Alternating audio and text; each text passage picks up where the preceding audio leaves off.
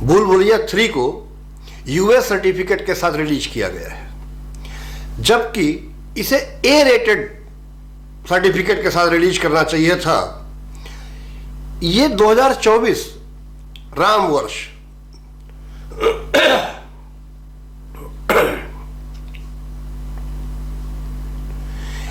ये 2024 है, राम वर्ष है। भगवान राम ने पहली होली मनाई, पहला दशहरा और पहली दीपावली। दशहरा और दीपावली के बीच में लगभग 10-11 मूवीज रिलीज हुई, लेकिन चर्चा का विषय कौन रही? स्त्री 2। 15 अगस्त 2024 से लेकर अब तक जितनी भी फिल्में रिलीज हुई उनमें चर्चा कुछ ही फिल्मों की हुई। आप देख सकते हैं, उंगलियों पे नाम आ जाएंगे। उसमें स्त्री 2 सबसे ऊपर रही। बहुत ज्यादा बॉलीवुड का स्तर गिर चुका है। जिस मूवी की कोई मूवी रीमेक, ये पहली मूवी जो भूल भुलैया बनी थी चंद्रमुखी का रीमेक थी। अब चंद्रमुखी देखिए, उसके पार्ट देखिए और भूल भुलैया देखिए, तो पहली वाली भूल भुलैया के तो कहीं आसपास फटकती भी नहीं है। पहली बात बता देता हूं कि अगर आप भूल भुलैया 3 देखने जा रहे हैं, आपको लगता है आपने भूल भुलैया 1 और 2 नहीं देखी है, कोई फर्क नहीं पड़ता है, क्योंकि ये कहानी अब से 200 वर्ष पहले यानी 1824 की कहानी है। उस समय का बंगला, और उस समय का बंगला आज भी इतना मॉडर्नाइज है कि आप पूछ नहीं, देखेंगे तो समझ में आएगा आपको कि मैं कहना क्या चाहता हूं। दूसरी, कहानी बहुत सिंपल है। कहानी सिंपल कहना चाहिए, कहानी है ही नहीं। केवल फ्रेंचाइजी भुनाई जा रही हैं। इससे पहले मैंने सिंघा बगेन का डाला था और आज भूल भुलैया की बात कर रहे हैं। तो केवल फ्रेंचाइजीज को पता है कि इससे पैसा आ जाएगा, गिर जाएगा। तो 3-4 दिन दिवाली पर अच्छे मिल गए और इन दोनों मूवीज की औकात वेडनेसडे और थर्सडे तक पूरी तरीके से क्लियर हो जाएगी कि वास्तविकता में इनमें कितना दम था। भूल भुलैया का रिव्यू शुरू करें इससे पहले आपसे अनुरोध है कि अगर मेरे चैनल को अब तक आपने लाइक, शेयर, सब्सक्राइब नहीं किया है तो प्लीज कर लीजिए। वीडियो अच्छा लगे तो शेयर करिएगा और लाइक अवश्य करिएगा। आइए बात करते हैं भूल भुलैया की। कहानी 200 साल पहले की मैंने बताई। रक्तघाट एक जगह है जहां पर एक हवेली है जिसमें एक भूत बंद है, कैद कर दिया गया। उसमें तांत्रिकों का बोलबोला था और वो भूत बाहर निकल आता है। अब एंट्री होती है रूहान बाबा की। रूहान बाबा, कार्तिक आर्यन, वो आ करके कैसे उस भूत से निपटेंगे और क्या होगा, कहानी सिर्फ इसी पर है। शुरुआत के 20-25 मिनट निकाल दिए जाए, 2.5 घंटे की लगभग मूवी है। शुरुआत के 20-25 मिनट और अंत के 20-25 मिनट, तो आप ये सोच लीजिए कि 1.5 घंटे के आसपास कहानी है ही नहीं, जबरदस्ती खींची गई है। और मंजूलिका का जो भूत है वो एक्चुअली है किसमें, ये सऊदी में बैन कर दी गई है। जो दोनों मूवीज बैन हैं, पहली वाली का तो रीजन समझ में आता है कि कुछ उनका होगा, पाकिस्तानियों का लफड़ा, मुसलमानों के लिए हो सकता है कुछ हो। आप देखें तभी जानेंगे, रिवील नहीं करूंगा कुछ भी। और इसको जेंडर के कारण किया है, वो आप मूवी देखकर ही जान सकते हैं। और अगर आपको बहुत ज्यादा पैसा खर्च करने की इच्छा नहीं है तो कुछ दिन रुक जाइए, OTT पर देख डालिएगा। मेरी तो यही सजेशन है। जैसे मैंने कहा था कि भूल भुलैया जो पहला बना था, जो पहली मूवी थी, उसके कहीं इर्द गिर्द भी नहीं फटकती है। वहां के पंचेज भी याद रहते हैं, वहां के जोक्स भी याद रहते हैं, वहां का वो हॉरर भी याद रहता है। ये मूवी हॉरर के नाम पर भी कलंक है। और अगर कॉमिक सेंस की बात की जाए तो जबरदस्ती के जोक्स और पंचेज रखे गए हैं। छोटा पंडित, उसके साथ 2 और अब की लगा दिए गए, अश्विनी कलसेकर और संजय मिश्रा। खैर जहां जहां भी वो आएंगे, वो नेटफ्लिक्स वाला तो आपने ट्रेलर में ही देख लिया होगा, जहां जहां वो आएंगे जबरदस्ती आपको हंसाने का प्रयास करेंगे।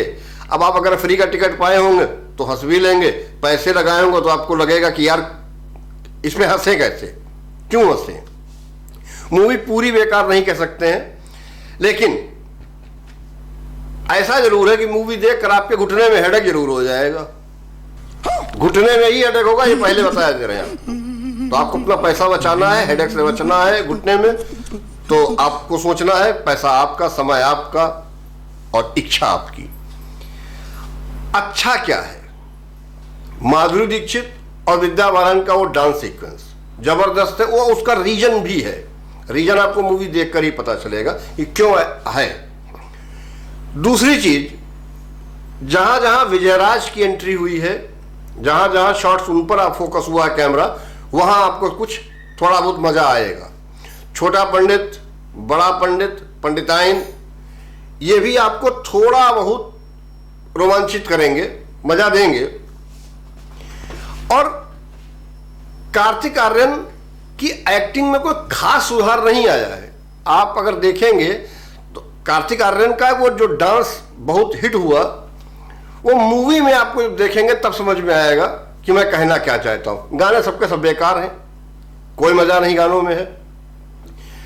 बुराइयां अगर की जाएं तो माधुरी और विद्या बालन की जो ओवर एक्टिंग है, मुझे लगता है माधुरी दीक्षित जैसी मंझी हुई कलाकार, जिसने कितना लंबा समय इंडस्ट्री में गुजारा है, तो बहुत सारी हिट मूवीज दी हैं, तो उनका जो एग्रेसिव रोल है, जहां जहां पर विद्या बालन और माधुरी दीक्षित एग्रेसिव हुई हैं, एंगर शो किया है, माधुरी के फेस पर तो एक्सप्रेशन भी नहीं आते हैं। वो बुटक्स वाला वो जो चक्कर नहीं रहता है, उसके कारण मुझे लगता है कि उनका तो कतई कुछ नहीं दिखता है। उससे ज्यादा अच्छे एक्सप्रेशन तो विजयराज और क्या कहते हैं छोटा पंडित, इन सबके मिल जाएंगे आपको। दूसरी चीज है, कहानी है ही नहीं, केवल फ्रेंचाइजी का नाम भुनाया गया है। दिवाली का त्योहार, पता है कि पैसे निकल आएंगे।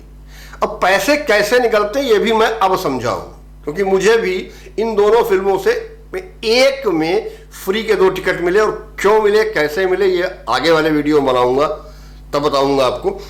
अनीस बज्मी की एक कहानी बेस सिर्फ पैर की है, कोई तुक नहीं है। जो हवेली के मालिक हैं वो एक गौशाला में रह रहे हैं, मतलब उनकी हालत इतनी खराब है। और उनका ड्रेसिंग सेंस देखेंगे आप, वो लाइट और क्या बंगले के अंदर क्या चल रहा है, 200 साल पहले छोड़ गए थे बिना मेंटेनेंस के वो सारे। अरे आज की डेट में यार एक वायरिंग, एक स्विच लगवा लो तो 6 महीने 8 महीने साल भर बाद वो खराब हो जाता है। लेकिन उनकी टिप टॉप हवेली है, चकाचक चमक रही है। ये आप सब देखेंगे उसमें तो आपको समझ में आएगा मैं कहना क्या चाहता हूं।